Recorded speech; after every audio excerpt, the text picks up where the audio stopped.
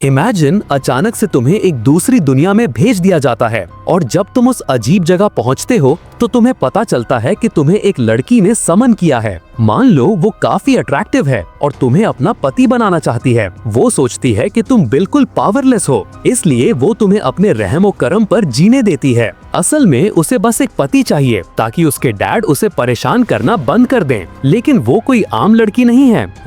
Extremely well endowed होने के अलावा वो बहुत ज्यादा स्ट्रॉन्ग भी है। असल में वो इस दुनिया की सबसे रिस्पेक्टेड जनरल्स में से एक है। बट यहाँ आने से पहले तुमने अपनी पूरी जिंदगी दुनिया का सबसे बड़ा असैसिन बनने की ट्रेनिंग में लगा दी। हर कोई तुम्हारा नाम जानता था, तुम्हें जिंदा सबसे खतरनाक इंसान माना जाता था। लेकिन अचानक से एलीट स्पाइस तुम्हारा शिकार करने लगते हैं और फिर तुम्हें एक दूसरी दुनिया में भेज दिया जाता है। तो तुम क्या करोगे? क्या तुम उसे सच बताओगे कि तुम एक हाईली ट्रेंड किलर हो, या फिर पूरी जिंदगी वायलेंस, खून खराबा और सर्वाइवल के बाद तुम हार मानकर एम्प्रेस के रखेल की आसान जिंदगी एंजॉय करोगे? सच कहूँ तो मैं तो टेम्प्टेड हो जाऊंगा। शायद मैं इसके बारे में बार बार सोचूंगा। लेकिन हमारा हीरो क्या चुनेगा? इसी वक्त स्टोरी हमें दिखाती है कि उसे अभी भी वही असैसिन गिल्ड चेस कर रही है जिसका वो कभी हिस्सा था। चेस के दौरान अचानक एक ब्लास्ट होता है और फिर सीन कट होता है एम्प्रेस पर, जो एक समनिंग रिचुअल कर रही है। वो ऐलान करती है, मेरे अंदर मौजूद स्पिरिट के नाम पर मैं एक अलग टाइम और स्पेस से एक सर्वेंट को समन करती हूँ। अचानक उसके बेड पर कोई दिखाई देता है जिसका सर कपड़े से ढका हुआ है। वो फिगर कपड़ा हटाता है, आसपास देखता है और सोचता है, मुझे चेस गले वाले लोग कहाँ हैं?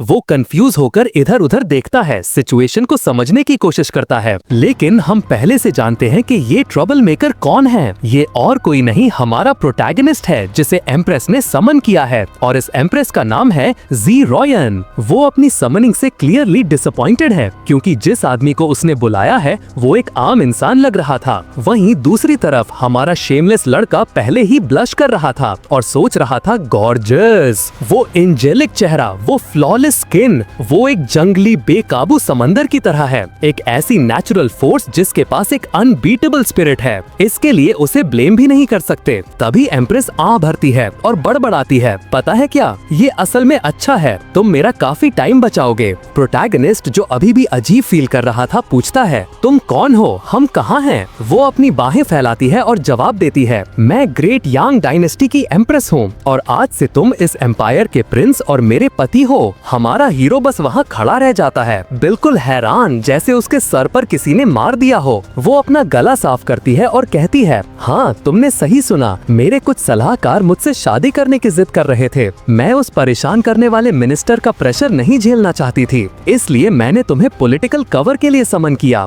हमारे हीरो की आंखें चमकने लगती हैं, वो तो जैसे ग्लो कर रहा था। वो पूछता है, तो मुझे यहाँ कुछ नहीं करना होगा, बस तुम्हारा पति बनकर रहना है। वो कंधे उचकाती है जैसे कह रही हो, हाँ बस इतना ही। और जाहिर है वो शेमलेस बदमाश बेड पर वापस गिर जाता है और एम्प्रेस को थोड़ा क्वालिटी टाइम बिताने के लिए इनवाइट करता है। लेकिन वो उसकी बात को तुरंत काट देती है। वो समझाती है कि बदकिस्मती से वो कोई भी वाइफली ड्यूटीज पूरी नहीं करेगी, लेकिन वो प्रॉमिस करती है कि उसे अपनी बाकी की जिंदगी में खाने, कपड़े या पैसों की चिंता करने की जरूरत नहीं पड़ेगी। वो स्लेव रिंग को हटाने का भी कोई तरीका ढूंढ लेगी जो समनिंग के दौरान उसके हाथ में आ गई थी। फिर वो उसे इंपीरियल हॉल में मिलने को कहती है और कमरे से चली जाती है। शाओवान बस वहाँ बैठा रह जाता है। वो नीचे रिंग की तरफ देखता है और सोचता है, तो ये वो कॉन्ट्रैक्ट रिंग है जिसके बारे में वो बात कर रही थी। जब तक मैं इसके असर में हूँ, मैं उसे चोट पहुँचाने के लिए कुछ नहीं कर सकता। तभी आखिरकार वो सिस्टम सामने आता है जिसका सबको इंतजार था और पूछता है, क्या आप सबसे पावरफुल सुप्रीम सिस्टम को एक्टिवेट करना चाहेंगे, हाँ या ना? हमारा हीरो कहता है, एक मिनट रुको, मैं एक दूसरी दुनिया में आया हूँ और उसके ऊपर से मुझे एक ओवर पावर्ड सिस्टम भी ऑफर किया जा रहा है। और वो कहता है, नहीं, तुम लोगों की तरह मुझे भी लगा था कि वो हाँ कहेगा, लेकिन हे, हमारा लड़का जानता है कि वो क्या कर रहा है। फिर वो बोलना शुरू करता है, जब मैं बच्चा था तो मुझे एक अनाथ के रूप में गोद लिया गया था। जिंदा रहने के लिए मुझे लगातार मारना और ट्रेन करना पड़ता था। जिस असैसिन गिल्ड के लिए मैं काम करता था उसकी वजह से मैं ये भी नहीं चुन सकता था कि किसे मारना है। सबसे स्ट्रॉन्ग बनने की चाह में मैं उस रास्ते पर पहले ही चल चुका हूँ। बस बहुत हुआ, जो मुझे अब चाहिए वो यही है। बिना किसी जिम्मेदारी के एक लाड़ प्यार वाले प्रिंस बनने से बेहतर क्या हो सकता है? वो संतुष्ट होकर बैठ जाता है। लेकिन तभी सिस्टम कहता है क्योंकि तुमने मना कर दिया है, अब हम तुम्हारी मेमोरी मिटा देंगे और दूसरे कैंडिडेट के पास चले जाएंगे। शियोवन बस उसे घूरता रहता है और तभी सिस्टम ग्लिच करने लगता है। कनेक्शन फेल, डिस्कनेक्ट करने की कोशिश फेल, यूजर के साथ जबरदस्ती बॉन्ड करने की कोशिश fail, host ultra dimensional plane earth से है, पैरासाइट मोड में एंटर कर रहा है फेल, सिस्टम बुरी तरह से बग आउट कर रहा था। वो हर तरीका आजमा रहा था लेकिन कुछ काम नहीं कर रहा था। 9,999 फेल्ड अटेम्प्ट्स के बाद वो हार मान लेता है और मिन्नतें करता है, क्या मैं कम से कम आपका असिस्टेंट बन सकता हूँ प्लीज। हमारा हीरो बस वहाँ खड़ा खुद से सोचता है, तो अब ये चीज मेरा सिस्टम नहीं होगी, ये मेरा गुलाम होगा। हाँ, इसके लिए मैं तैयार हूँ। वो सिस्टम को एक नाम देने का फैसला करता है, वन काओ। तुरंत ही सिस्टम उसे वार्न करता है, डियर मास्टर प्लीज अपनी सांस रोक लीजिए वरना इसके अनचाहे रिजल्ट्स हो सकते हैं। शियोवन कंफ्यूज हो जाता है, लेकिन जैसे ही वो सांस लेता है आसपास के पौधे गायब होने लगते हैं। सिस्टम घबरा जाता है, नहीं ऐसा मत करो, अपनी पावर को कंट्रोल करो। तब उसे एहसास होता है कि वो थोड़ा और स्ट्रॉन्ग हो गया है। वो सिस्टम से पूछता है कि आखिर हो क्या रहा है। सिस्टम जवाब देता है, अर्थ पर लोग 490,000 डायमेंशनल रूल से बंधे होते हैं, इसलिए आप इतने ज्यादा पावरफुल हो। हमारा हीरो पूछता है, तो इस दुनिया में कितने डायमेंशनल रूल्स हैं? सिस्टम जवाब देता है 3000, जिसका मतलब है कि वो अब 470,000 गुना ज्यादा स्ट्रॉन्ग है। जाहिर है शियोवन अपना स्टेटस विंडो चेक करना चाहता है और सामने क्या आता है? पता चलता है कि उसके पास एंशिएंट चाइनीज ड्रैगन डिसेंडेंट्स की ब्लड लाइन है, एक ऐसी रेयर और पावरफुल ब्लड लाइन जिसके बारे में सिस्टम को भी नहीं पता कि वो असल में कितनी स्ट्रॉन्ग है। हमारा हीरो अपनी थोड़ी पावर ट्राई आउट करने का फैसला करता है, इसलिए वो मार्शल आर्ट्स ट्रेनिंग हॉल की तरफ जाता है। उसे तलवारों का एक रैक दिखता है और वो आराम से एक उठा लेता है। मैं इसे टेस्ट करूंगा, वो कहता है, लेकिन इससे पहले कि वो अपना सेंटेंस पूरा करे तलवार उसके हाथ में टूट जाती है। वो बड़बड़ाता है, ये एम्प्रेस अपने हथियारों का अच्छे से ख्याल नहीं रखती। तभी सिस्टम बीच में बोलता है, इस दुनिया में वेपन्स 1 से 9 तक रैंक किए जाते हैं। वो रैंक 6 की तलवार थी तो वो काफी डिसेंट वेपन थी। वो इस बार ज्यादा ध्यान से सिर्फ अपनी उंगली से दूसरी तलवार पकड़ता है, उसे देखता है और कहता है, ये वाली अच्छी लग रही है। लेकिन जैसे ही वो उसे छूता है, हाँ, वो फिर से टूट जाती है। हमारा हीरो फ्रस्ट्रेट हो जाता है और उसे साइड में फेंक देता है। ठीक है, मैसेज मिल गया, कम से कम मैं काफी स्ट्रॉन्ग तो हूँ, फर्क नहीं पड़ता अगर हथियार बेकार हैं। वैसे भी इस बार मेरा किसी को मारने का प्लान नहीं है। वो हॉल से बाहर चला जाता है। सीन अगले दिन पर स्किप होता है। वो उठता है और देखता है कि उसके बगल में कोई लेटा हुआ है। उसे काफी अच्छी कंपनी मिली थी। चौंक कर वो पूछता है, रुको, क्या हमने? एम्प्रेस ब्लश कर रही थी उसे देखते हुए। अभी भी आधी नींद में वो उसका गाल पकड़ता है और बड़बड़ाता है, क्या हमने सच में वैसा कुछ किया? वो उसके सवाल को पूरी तरह इग्नोर कर देती है और पूछती है कि क्या वो अच्छे से सोया? वो जवाब देता है, मैं बहुत अच्छे से सोया, लेकिन क्या मैं गलत कमरे में हूँ या कुछ और? वो समझाती है कि उसे रात भर रुकना पड़ा ताकि लोगों को शक न हो। एक शादीशुदा जोड़ा अपनी सुहाग रात पर अलग अलग कमरों में सोए, लोग बातें बनाएंगे। वो हमेशा की तरह एलिगेंट तरीके से उठती है और कहती है, अगर तुम्हें किसी चीज की जरूरत हो तो मैं किसी को भेज दूंगी। फिर वो मुड़ती है हमेशा की तरह चमकती हुई और धीरे से माफी मांगती है, मुझे माफ करना कि मैंने तुम्हें अपने फायदे के लिए यहाँ समन किया। हमारा हीरो बहुत खुश हो जाता है और सोचता है, ये औरत कमाल की है, वो ना सिर्फ मजेस्टिक है बल्कि मेरा ख्याल भी रखती है।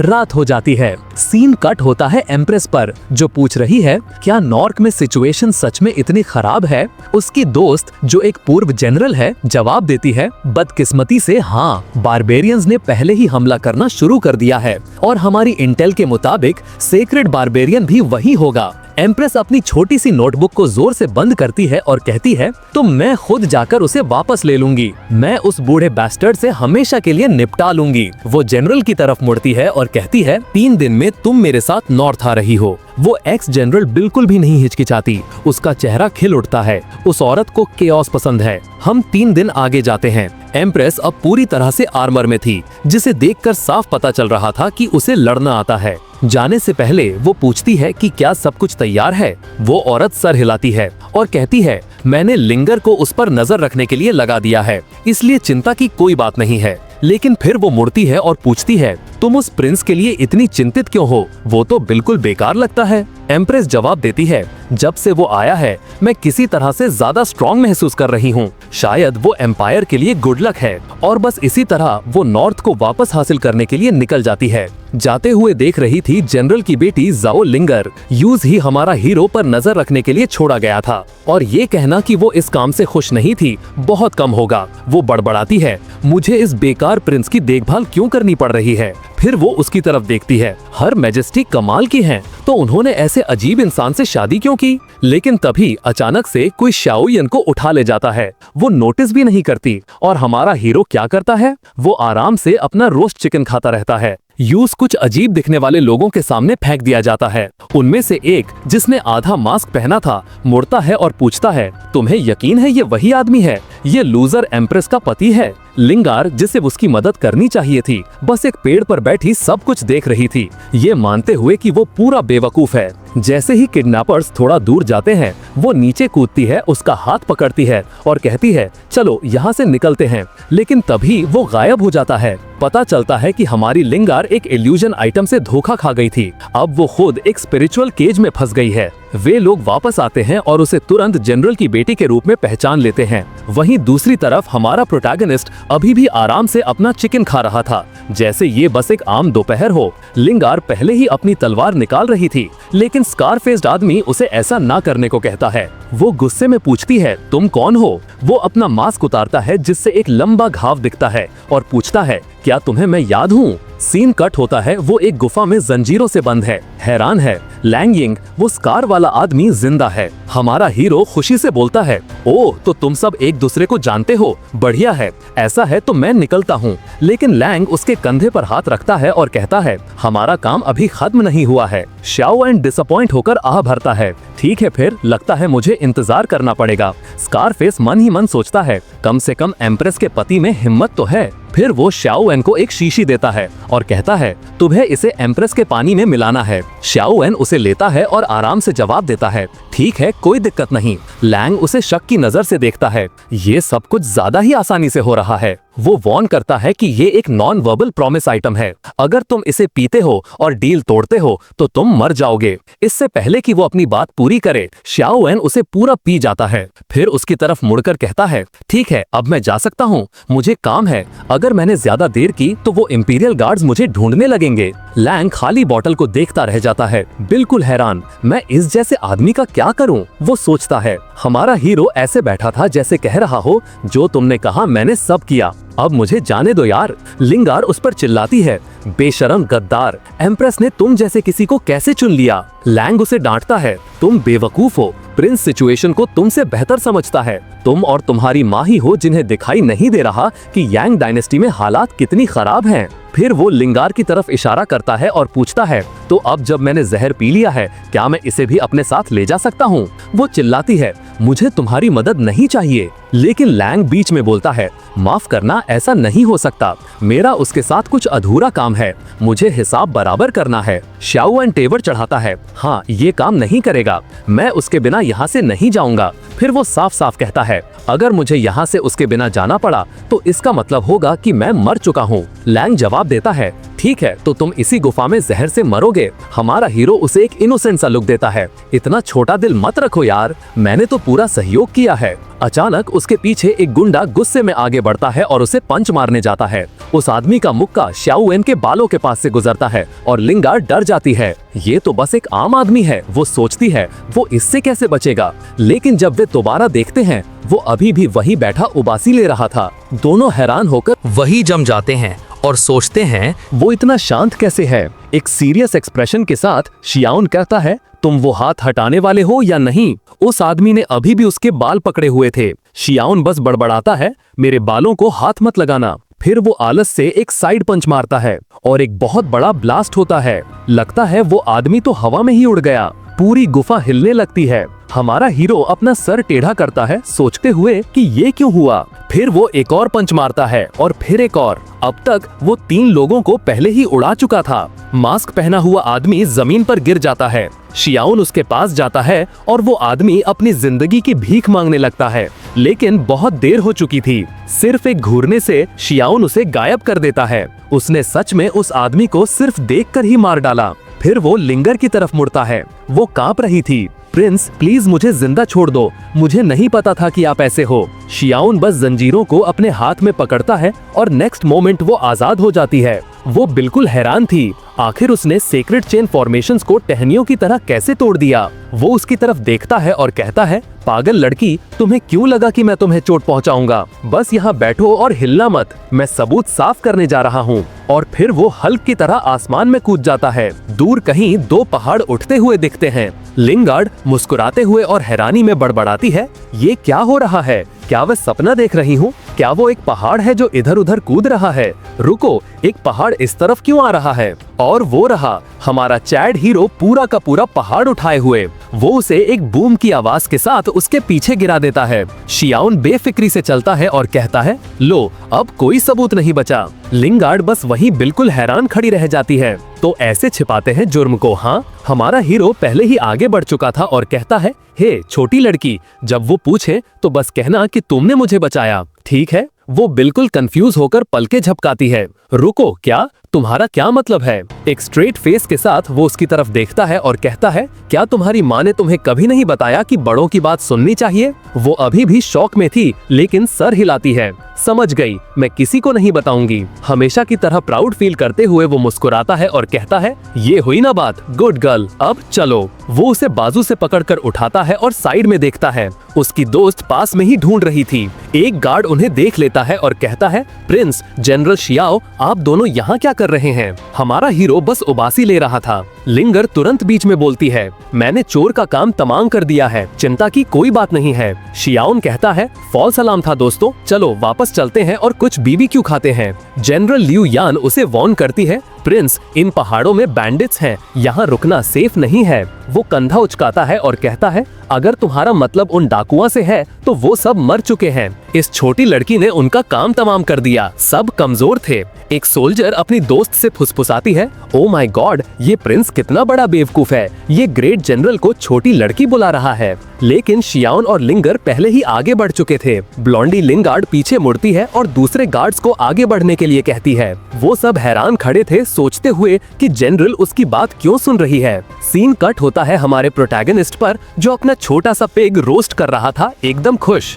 लिंगर बहुत प्यार से वहाँ आती है, उसके लिए काटने वाला एक छोटा चाकू लेकर। वो उसके ठीक बगल में बैठ जाती है, बस एक और टेस्टी बाइट का इंतजार करते हुए। दूसरे सोल्जर्स आपस में फुसफुसाते हैं, अब सब खत्म, जनरल पागल हो गई हैं। वो लिंगर की तरफ मुड़ता है और पूछता है, हे, क्या तुम जानते हो कि वो लोग कौन थे जिन्होंने हमें पकड़ा था? वो जवाब देती है, उनका लीडर, वो जिसके चेहरे पर घाव था, लियांग शू था, उसे 1 साल पहले मौत की सजा होनी थी। वो शॉक होकर पूछता है, मौत की सजा? शियाउन पलके झपकाता है, किस लिए? लिंगर बताती है, ये मेरी कमिंग ऑफ एज सेरेमनी के दौरान हुआ था। वो आईब्रो उठाता है, कमिंग ऑफ एज? रुको, तुम कितनी साल की हो? वो थोड़ा ब्लश करती है, 16। शियाउन विश्वास नहीं कर पाता, 16 और मर्डर और सर काटने की बातें ऐसे कर रही हो? तुम्हारी माँ जरूर पागल होगी। वो घबराकर हंसती है और सर हिलाती है। फिर वो उसे वार्न करती है, अब जब तुम एम्प्रेस के साथ हो तो तुम्हारा भी हंट किया जाएगा। एक घुड़सवार गार्ड कहता है, प्रिंस, अगर आप पैलेस में रहेंगे तो ज्यादा सेफ रहेंगे, वहाँ आप ज्यादा प्रोटेक्टेड रहेंगे।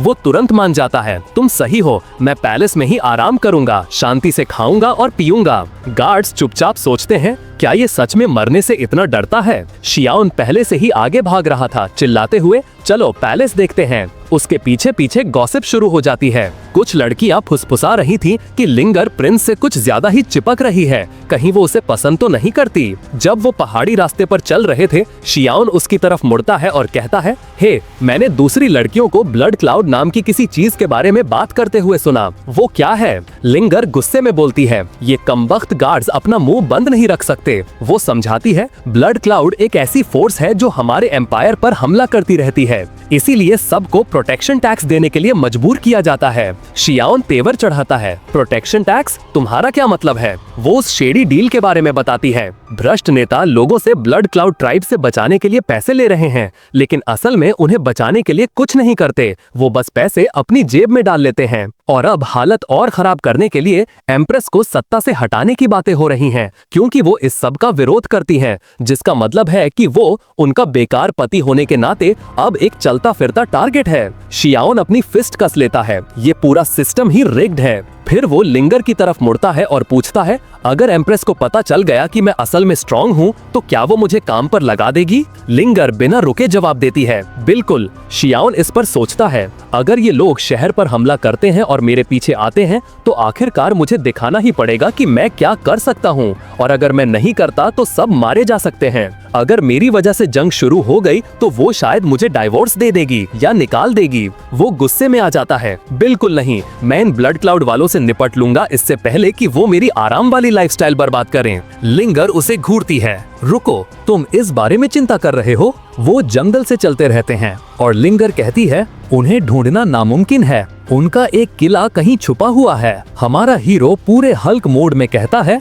रिलैक्स ब्लॉन्डी, फिर आराम से उसे अपनी बाहों में उठाता है और आसमान में छलांग लगा देता है। बेचारी लड़की बिल्कुल हैरान थी, रुको, उसने इसके लिए कोई स्पिरिचुअल एनर्जी इस्तेमाल नहीं की। इस बीच वो उसे अपनी बाहों में लेकर लाइट की स्पीड से उड़ रहा था। वो चिल्ला रही थी, बिल्कुल घबराई हुई। स्लोली, सिस्टम बीच में बोलता है, मास्टर आपको स्पीड तुरंत कम करनी होगी वरना ये मर जाएगी। थोड़ी देर बाद आखिरकार वो एक अनजान जगह पर उतरता है और शांति से कहता है, हम पहुंच गए। लिंगर, जिसके बाल बिखरे हुए थे और चक्कर आ रहे थे, लड़खड़ाते हुए कहती है, पहुंच गए? कहां पहुंच गए? हमारा प्रिंस अपना हाथ घुमाता है और सीधा एक अदृश्य दीवार में पंच मारता है। बूम, सब कुछ टूट जाता है और टड़ा, एक छिपा हुआ हवा में तैरता बेस उनके सामने आ जाता है।